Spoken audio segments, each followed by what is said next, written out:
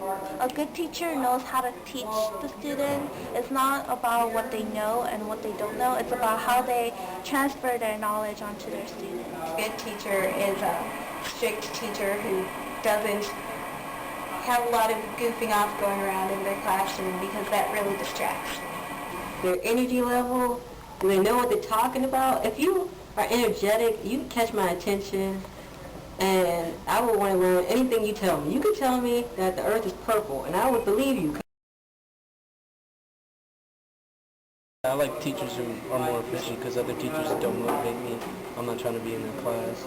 And if other teachers help me to do my work, then I'll learn it better. Constantly reminding myself that I have to get into college because college is really important for me. Students get motivated by fun teachers, great lesson plans, memorable stuff, and some food. At school, you're kind of you have your friends there to kind of bother you and distract you, so you're not really focused on what you need to do. So home is like a good environment for you to study. Using flashcards and reading my notes at home. Have to have mastery of their content that they're teaching.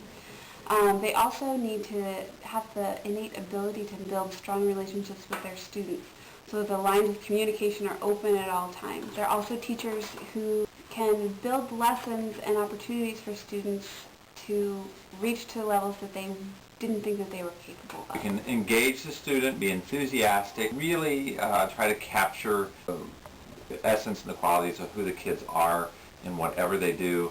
I think you can be very successful. If I'm motivated in what I'm doing, I can actually better motivate the students to do what I want them to do.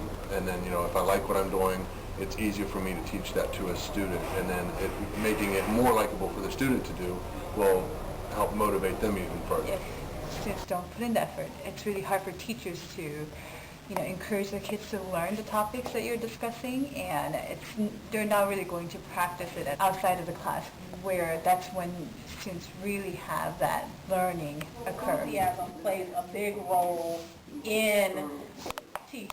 If you're not enthusiastic about what it is that you're teaching and exciting and have an exciting voice, even if you have well-designed lesson plans, it's going to be a failure. I'm sure everybody's always heard the saying that, if you do what you love, you'll never have to work a day in your life. And that's so very true.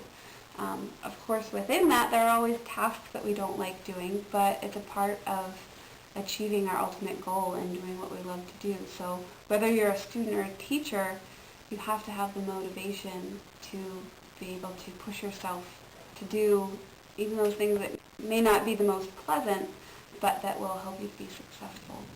And as a teacher, I think it's very important for teachers to help students to find that intrinsic motivation.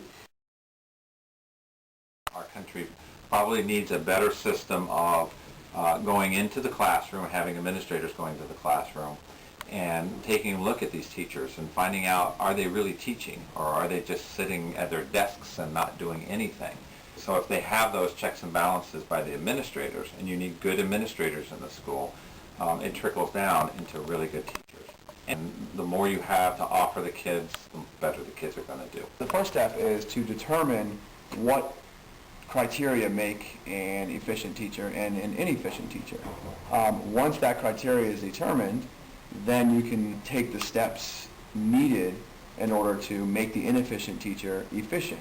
Whether it's training or whether it's maybe the inefficient teacher doesn't know that they're inefficient, and they need to be told and helped, because I think inefficient teachers with the proper methods can become efficient teachers. To get people who are truly invested and want to make a difference in the world, even if they aren't the best at first, we should give them opportunities to improve.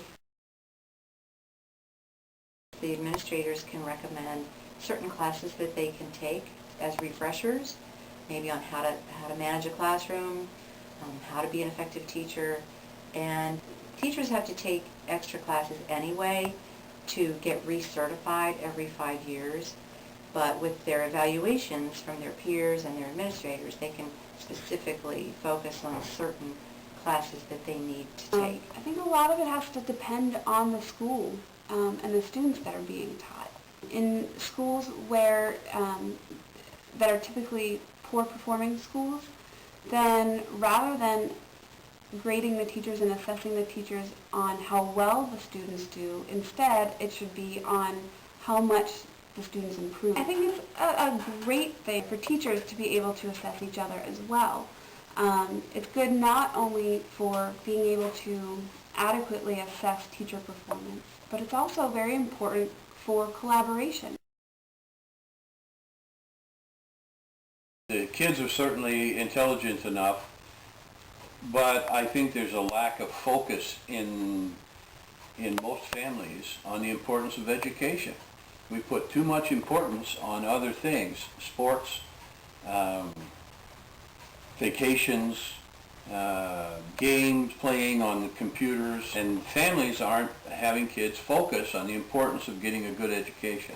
We in the education business, I think, let things slide. We don't hold kids to a tough enough standard in most classes. I think sometimes we slide kids through the system when they're not ready to and shouldn't be promoted to the next grade level. We're not as competent as we should be. Kids have a natural desire to learn new things, and somehow our educational system has driven that out of so many students. And we no longer want to learn because it's exciting, but we want to learn for a grade or to please people or things of that nature. So if we can maybe change our system so that we don't drive that desire to learn out of students at an early age, then I think we'll be much more productive. We allow our teachers to be in the profession as long as they want, up until they're retired. And that's called tenure. And some states are deciding not to allow tenure for teachers, but teachers really have to be retrained and recertified and keep up to date with the practices.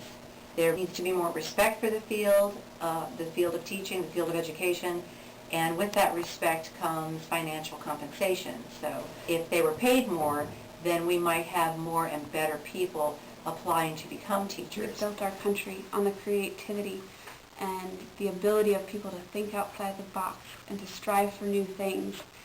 And we've done that because our education system has allowed that to happen. With doing standardized testing, we're trying to cover a very large breadth of information in a very short amount of time and very shallow. My personal idea is that for schools who are poor performing, have the standardized testing so that they can have a goal to meet. The whole problem with the standardized testing is we have this idea of we want to create a level playing field for everybody. But at the same time, we don't want to squander the capabilities of the bright minds that are here. We want to help those poor performing students move up, and we want to help those high performing students to continue to reach even higher and carry our country into the future with their great inventions and their great solutions to some of the problems that we're going to be facing.